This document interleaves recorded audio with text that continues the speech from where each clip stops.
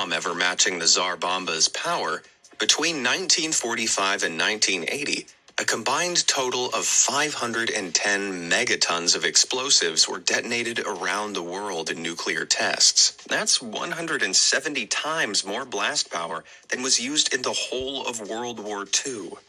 And though easily the two biggest culprits, it wasn't just the US and Soviet Union that were responsible for the barrage of blasts. By 1980, the UK, France, and China had all waded into the fray with their own tests, albeit on a far smaller scale.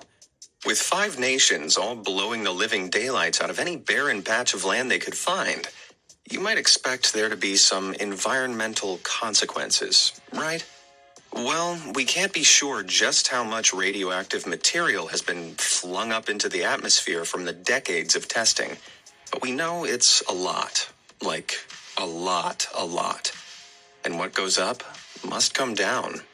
Throughout the Cold War, one of the Soviets' favorite nuclear test sites was a patch of land in Semipalatinsk, Kazakhstan, called the Polygon. Even today, this area is one of the most radioactive places in the whole world. It's been hit with about 450 nuclear explosions, and with every single one, masses of radioactive dust and dirt were thrown into the air and carried across the neighboring communities as toxic fallout. A test in 1956 resulted in over 600 residents of the city of Ust-Kamenogorsk being rushed to hospital with radiation sickness, and they were 250 miles away. Now, trust me, you don't want to get radiation sickness. If you're ever subjected to a strong dose of radiation, the symptoms can be severe and quick to set in.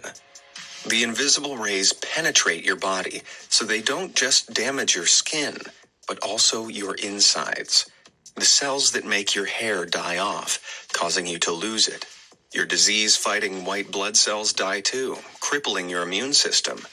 Even your very DNA is attacked, causing it to break and mutate. You'll feel sick, weak, and disoriented. Even if you survive the initial dose of radiation, years later, you're more likely to develop life-threatening illnesses like leukemia or cancer. That's exactly what happened with the many residents of Ust-Kamenogorsk. But the tests didn't just affect one generation of people. Because DNA mutations are often passed on, pregnant women at the time were more likely to give birth to children with learning difficulties or physical impairments. Overall, the tests in Semipalatinsk alone are estimated to have affected over 350,000 people across 3 generations. Jeez. But